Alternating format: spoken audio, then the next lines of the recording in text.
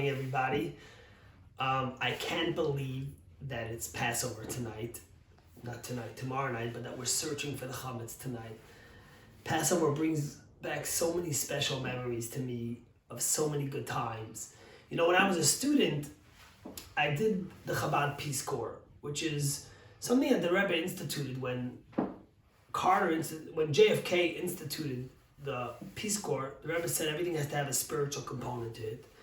And the Rebbe asked young Hasidic students in yeshiva to give up their summers and go spread the holiness, the spirituality, the love of Judaism in remote places of the world. And throughout my time, I spent time in Germany and in Luxembourg and in Scandinavia and in Czechoslovakia and so on and so forth. I did it for 4 summers, and maybe I should tell you some stories about that. But one summer, one Passover, they asked me to come to Singapore. Me and a friend, Rabbi Berditchev, today he's the Chabad rabbi in Istanbul, Turkey. And we spent a month in Singapore, and it was a very, very special Passover, very special memories. It's a Sephardic community there, mostly Baghdadi Jews, and all very warm and very loving for their Judaism. And I remember there I was as Gingy rabbi. I was probably 22. I don't remember exactly, 21, 22. And they said, imagine if they could get this Hasidic Gingy Ashkenazi rabbi to sing in Arabic. So they said they're going to teach me, and they taught me how to sing the Helach Manya, which is when we ask for the bread of the affliction, and they taught me to sing it in Arabic. And then they taught me how to sing the Manishtana in Arabic. So maybe I'll try it for a minute, and some of my Sephardi friends, if you know Baghdadi, you'll tell me if I do it right. So let me start with the Helach Manya. My voice is not good, but hopefully the Arabic will be good. It goes like this. Hada el khibz miskin diladik lo ibatana fi balad metzar kol joan yejewi wakol kol mitaz yejewi fasah hansa el nachna on santa el jaya fi balad Israel binin kel mitlokin. So that's Helach Ma'ani in Arabic. I'm hoping that some of my Sephardic friends will tell me if I did it right. How did they say the Manishtana? They said like this. Shebechol alelot anu matpilin shete b'yamim ve'alayla ze ve'alayla ze shete b'yamim ve'alayla ze ve'alayla ze shete.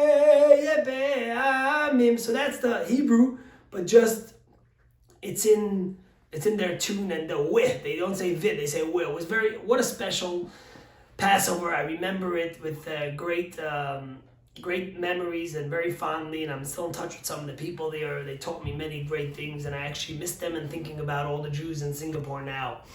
And maybe I was thinking later today I'll get Chazan Mendel and some of the kids, and we'll sing some of the Passover songs together online, so people who don't remember them or want to hear them will be able to.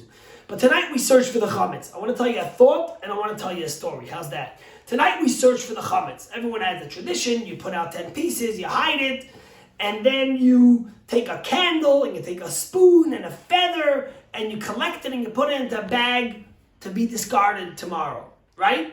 Why do we check for the chametz? We all know chametz, bread represents something that rises, that's arrogant, pompous, and before Passover we search to get rid of all of it and only have matzah, which is humility. We search for the negativity to get rid of it.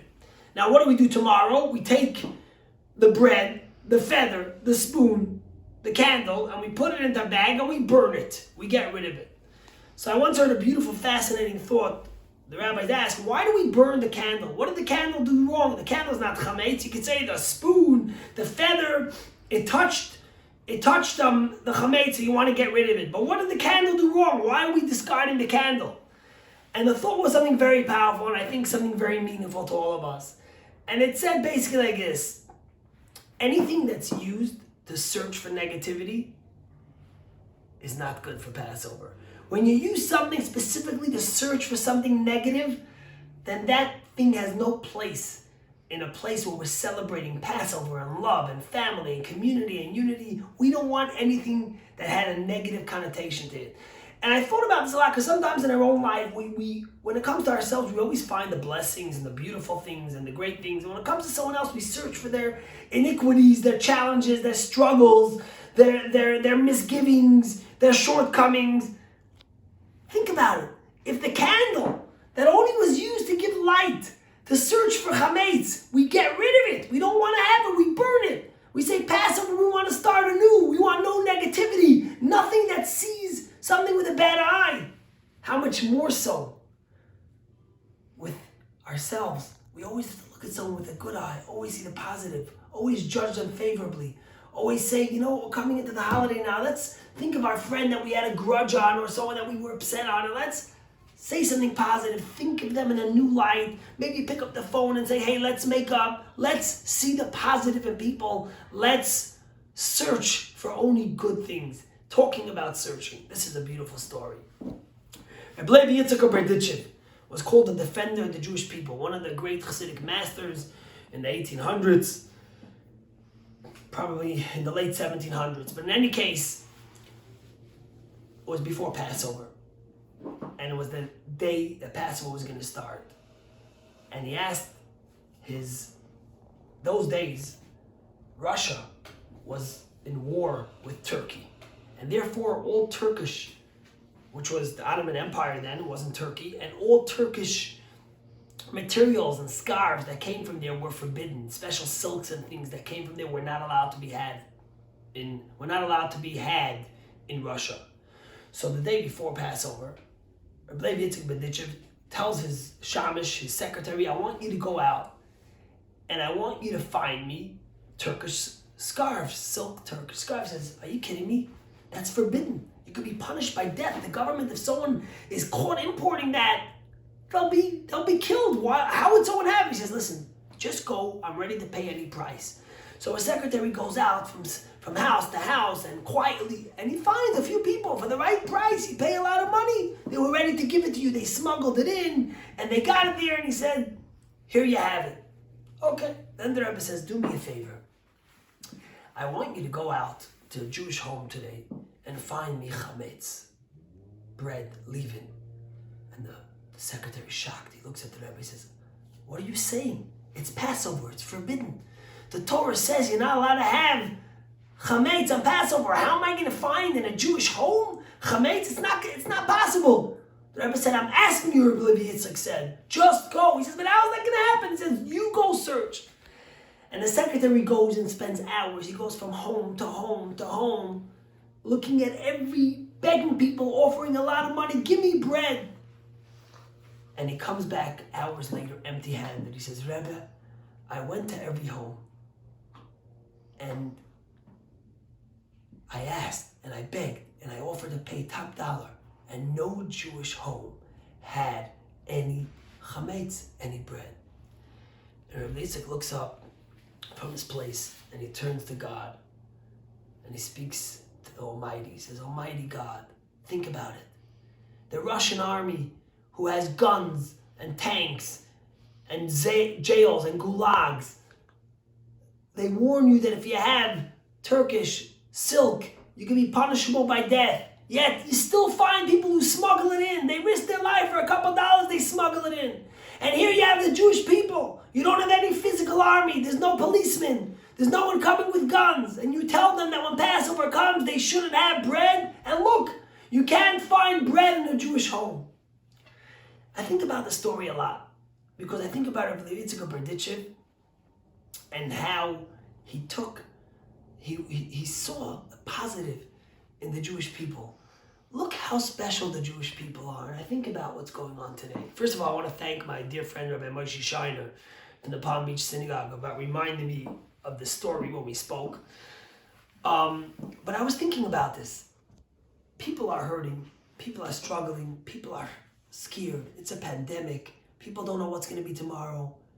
Yet the Jewish people have such a big heart. Here in Boston, thousands of Jewish homes have gotten seders delivered to them free of charge for people that are vulnerable, people that are lonely, people that don't have where to go. so they should be able to celebrate Passover. People have reached out and called.